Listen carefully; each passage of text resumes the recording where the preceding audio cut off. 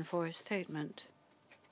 The representative of the Syrian Arab Republic has asked for the floor to make a further statement. I give him the floor.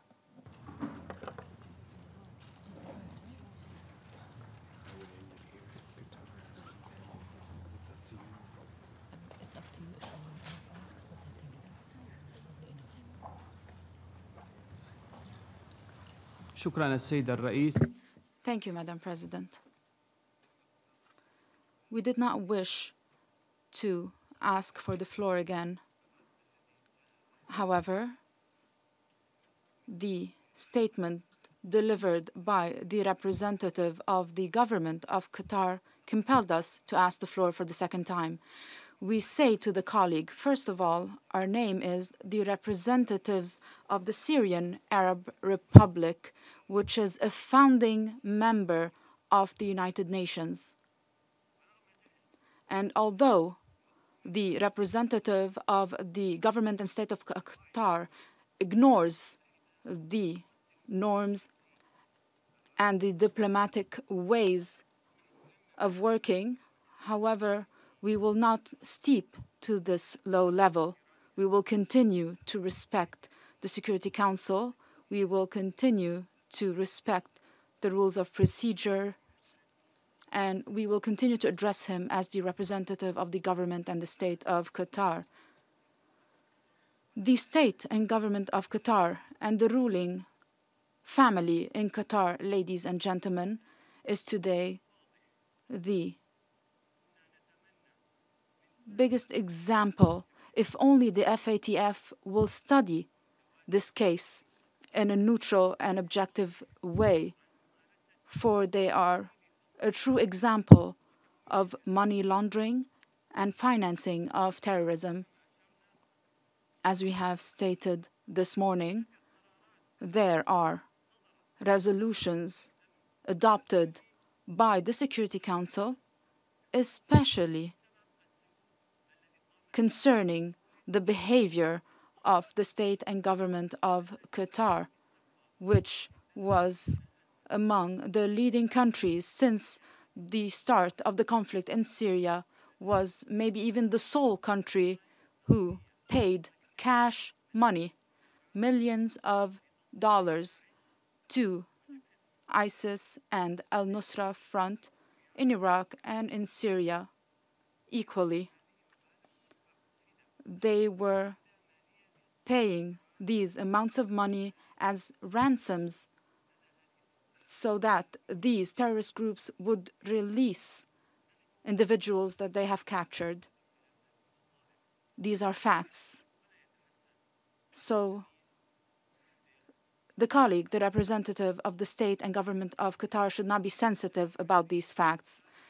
They once paid $11 million to ensure the release of an American journalist who himself said that the mediator called his family here in the United States. He was a mediator that was an Arab national. He said, "Don't worry, this group, which was later revealed as al-Nusra Front, will receive in days $20 million from the state of Qatar as a ransom for your release." It was paid, this ransom was paid following 2 resolutions adopted by the Security Council to prevent the payment of ransoms. The colleague, the representative of the state of Qatar, knows this full well. And this amount of money, the $20 million that was paid, was for the release of individuals. I'm not here to fabricate any stories or to launch politicized accusations or false accusations that representatives of the state of Qatar usually do against the Syrian government, to talk about what they did against the Syrian people. Why are you so sensitive, sir? Don't be so sensitive about formal statements delivered by one of or a member of the ruling family who willingly went to the public TV station in Qatar and then went to BBC. He said, and I quote, he said that, not me, "We have spent in Syria 137 billion US dollars to cause the fall of President Bashar al-Assad. How did you spend this money? He then said, we were not alone to pay this money. Hamad bin Jassim said, we agreed with the governments of some countries. They asked us to be at the forefront of these efforts. Listen to this rationale behind the government in this country. Hamad bin Jassim said, Syria was the victim.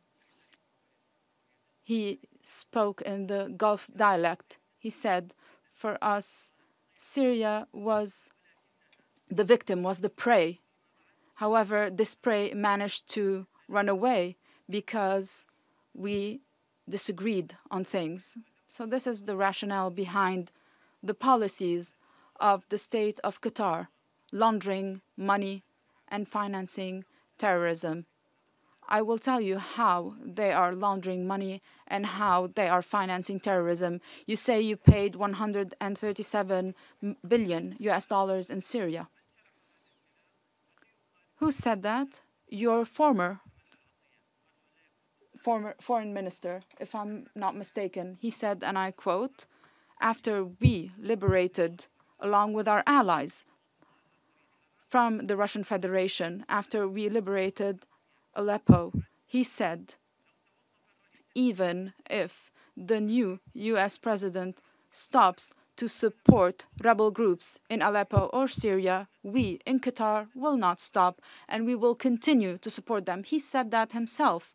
He said we will continue to support and finance these groups because we believe that these groups will be victorious and will return to Aleppo.